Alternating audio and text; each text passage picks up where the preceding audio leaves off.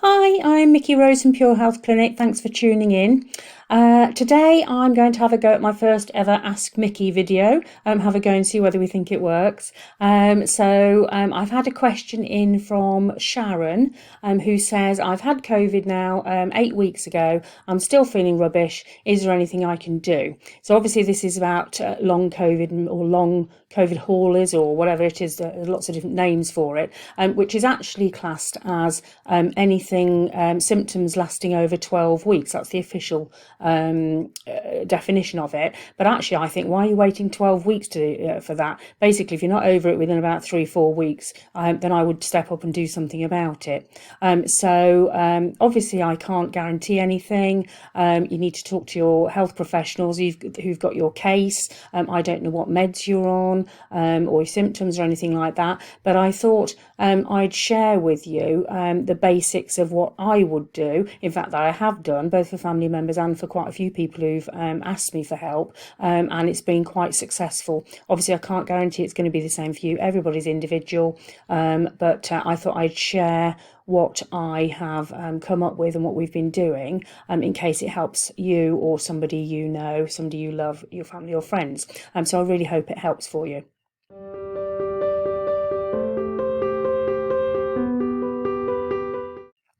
So there are several steps to it. Basically, well, the first thing is to get the basics right, I suppose. So that's things like making sure you're getting enough sleep. Sleep is one of the most anti-inflammatory things you can do. And obviously that's where our repairers work. So I would say sleep is your number one priority. You're probably getting quite a lot of it anyway, because obviously you're feeling quite fatigued. But let your body rest. Don't steal all the repair energy that it's trying to use to help you get well. So pace yourself, and if you feel tired, just let your body rest and sleep. Rest is a good thing anyway, even if you're not sleeping. So just take the opportunity whenever you can to give your body some repair time. The next thing you need is a really good rebuilding sort of diet. So I would say that should be based on good proteins and good fats. So you're thinking things like grass-fed meat, wild fish, avocados, nuts, seeds, olive oil, that kind of thing. Making sure that you've got really good quality food and you're having plenty of it. You need lots of protein to repair, and you need good fats to make sure that everything is going to repair and rebuild properly. So then obviously doing that, you're going to give yourself a good diet, but plenty of water, obviously, don't forget that. Make sure it's nice and filtered and it's good quality water as well.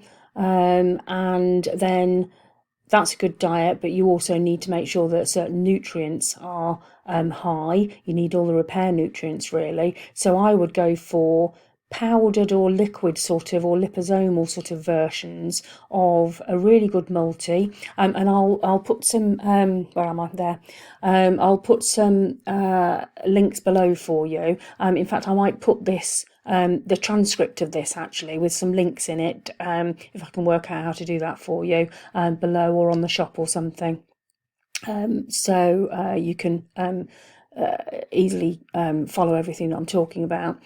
So a good multi, plenty of vitamin C, because we know that's a real key to your immune system. There's lots and lots of studies that are going on in terms of the amount of vitamin C that's being used for prevention and treatment. So I see no reason why we shouldn't be using it to build the immune system up in recovery as well. I think Patrick Holford has got a really big petition going on about that at the moment. So if you come across that, do support it. I've put it on the Facebook page, so have a look on there.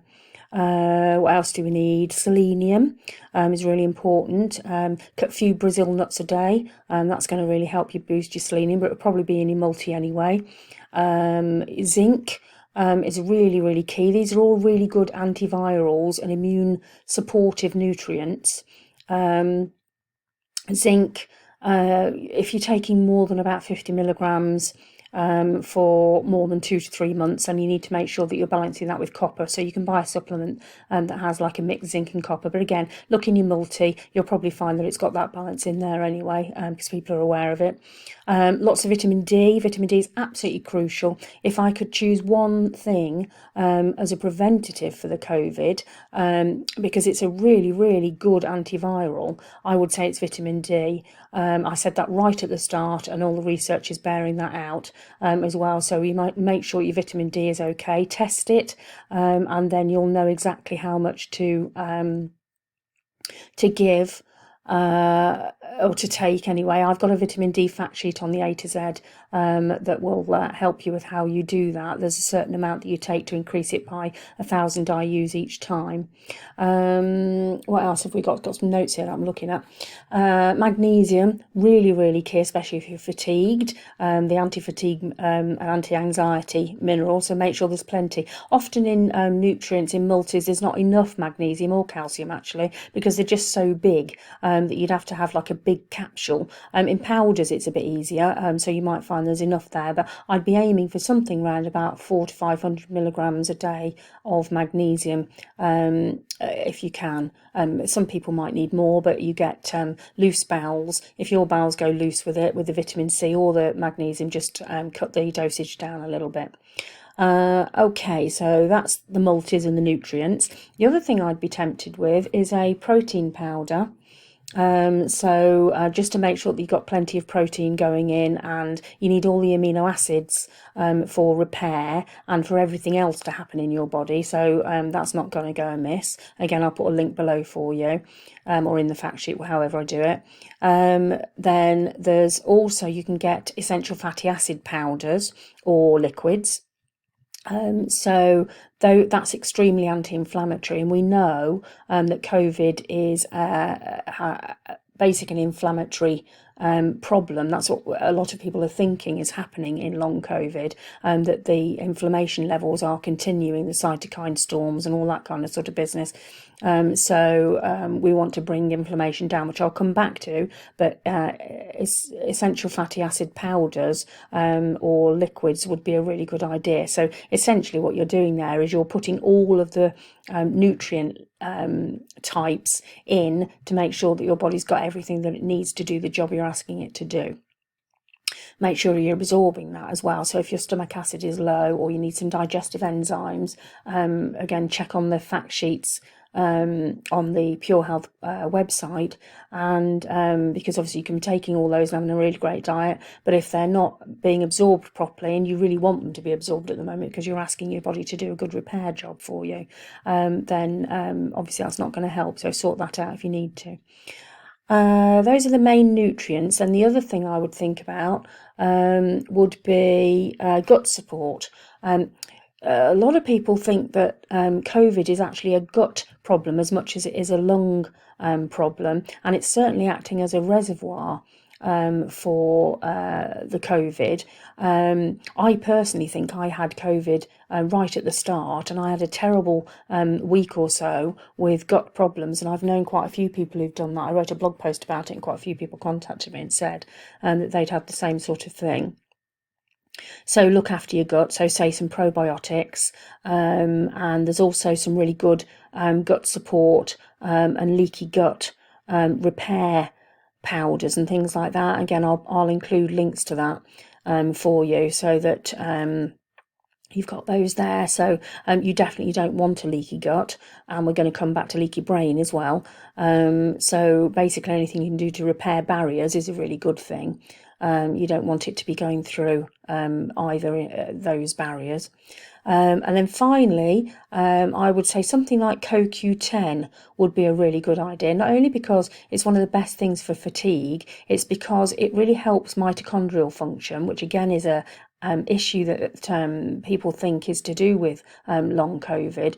But especially if you've had any kind of heart involvement, CoQ10 is just superb for helping the heart to repair.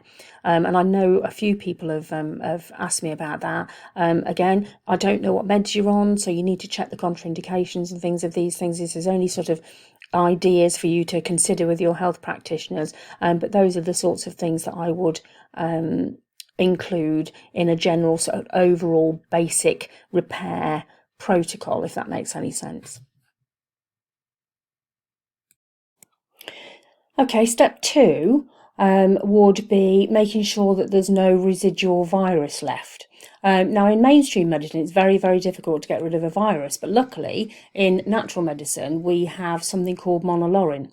Now, I've used MONOLAURIN for years for ME patients who have post-viral fatigue, so it struck me quite early on that that would be a really useful thing for people to try for COVID, and it seems to work really well. Most people have had a real change within a couple of weeks.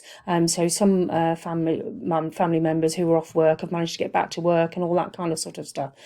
So I would say that's a really good thing to try. I'll put some details below for you, again, or in the fact sheet. But lauric acid, which is what MONOLAURIN is, it comes from coconut, so it's safe for people who are grain and dairy free, my truly gluten-free people. But it was discovered in breast milk, basically, when they were trying to work out what was protecting newborn babies from bacterial and viral infections. So they isolated it, and what it essentially does is it disrupts the biofilm around the virus. It's a bit like a virus has a sort of shell around it, and the immune system sort of bounces against this shell. This is a very simplified way of talking about it, but it's the way I visualize it. It bounces against that shell and can't get in, and what lauric acid does is it dissolves or disrupts that biofilm enough so that the actual immune system can get in and then attack the virus. So that's how it works. Generally speaking, I usually give it to people for 3 months, and it is important to do it for long enough. So I found where people have stopped, say, after a month or something, sometimes you can reactivate a virus. So people use it for herpes viruses and things like that, or glandular fever. But sometimes you can reactivate it if you don't finish the job. I normally give MONOLAURIN at about, for somebody who's got an active infection, the dosages vary, and I'll put some details down in the fact sheet or underneath for you. But basically, I would normally give it for about 3 months, and most people need about 2 grams per day, and so they usually come in different sizes of capsules. And the one I normally use is about 1,000, so I normally give 2 to 3 a day. You can build up to that, but basically get to your dosage and then stick to it for 3 months, and just really make sure that that virus has been killed off if we can do it. But generally speaking, it has a good result, so I hope that helps. I've been off and had some lunch and put my scarf on because it was getting a bit chilly, so here I am back with step 3. Step 3 is to make sure that your blood-brain barrier is intact. Now, I thought of this because when I did the neuroinflammation training a couple of years ago, is it that long ago? Yeah, it probably is. We learned that viruses can impact the blood-brain barrier and set up a process called glial priming or other forms of neuroinflammation. So when I heard actually a couple of family members who had COVID, and they had hallucinations and sort of mental confusion as a big part of what was going on, I immediately thought, ooh, heck, I wonder what's going on there. So I'm not saying that it's a definite thing that neuroinflammation goes on, but I think if it were me, then I would make sure that we specifically look at the blood-brain barrier. So you can do something like CYREX 20 test, which will test the blood-brain barrier for you. It should rectify itself a few weeks after any kind of viral attack, but sometimes it doesn't, and you really want to make sure that that's actually intact. So if mental confusion or hallucinations or anything like that is a part of what went on with you with COVID, then I would certainly think about it. What I would do is on the brain problems fact sheet in the A to Z on Purehealth website, I've put a starter protocol there for neuroinflammation. I'll link to it below for you again. But basically I would go for something like the NeuroFlam as a minimum to make sure that you get the blood-brain barrier repaired and bring any kind of neuroinflammation down. And that brings me on to step 4, which is about bringing inflammation down generally. We're pretty certain that COVID has an inflammatory component to it, and that's what's not helping with people with ongoing problems. So I would say a general anti-inflammatory protocol is a damn good idea. So we're back to lots of sleep, which is very anti-inflammatory, the essential fatty acid powders and the vitamin D that I said last time, and the multi-nutrients are many of those are. There's also my favourite anti-inflammatory, which is a mix of synergistic sort of herbs and elements called KAPPAREST. Which I'll link to you below. I've had really good results with it. It targets NF-kappa B processes, which is one of the major inflammatory mechanisms that goes on in cells. So I would give yourself a course of that as well. So that's looking after the neuroinflammation and inflammatory processes generally. Okay. I've got some notes here, look. So finally, step 5, are we on? Yeah. Is to make sure that you address any emotional trauma that's gone on, and don't ignore this one because it has a tendency to come and bite you in the bum later, and I'm living proof of that one. I had chronic fatigue and lots of physical problems. I couldn't get anything to change in my body. I know what I'm doing until I actually started addressing adverse childhood effects, which is a trauma that went on in my childhood. So trust me, it's an important thing to look at. So this isn't just if you've had the illness, which is traumatic in itself, but what about the carers and the people who've watched you go through it as well?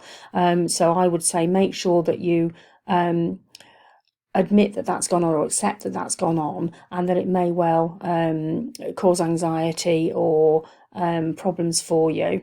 So don't sort of like put up with it and shove it under the carpet. Get some professional help if you need to. I did a blog post about resilience ideas, which might help. There's also the mind body medicine techniques on the shop. I don't sell them, but I've put links and things there for lots of ideas for you. The healing plan that I wrote is what I did to try and bring down trauma and change the way that my brain was actually thinking about it. And there's a lot of brain retraining techniques in there, as well as things like EFT and tapping and as I call it, which I just like saying it. So have a look at the healing plan, and things like meditation is really important, walking in nature, getting lots of fresh air, that kind of thing. But if you need to talk to somebody about it, then talk to somebody about it. Don't shove it under the carpet, don't ignore it so it comes back and bites you in the bum later. Okay, so I hope that's really helpful for you. That's the elements I would think about in terms of long COVID. So I hope this first Ask Micki has helped. If you think this is a good video, please like it for me and subscribe to the channel so I can keep it going, and hopefully other people will find it and find the information and resources that they need to help themselves get well. So thank you for watching, and I'll catch you on the next video.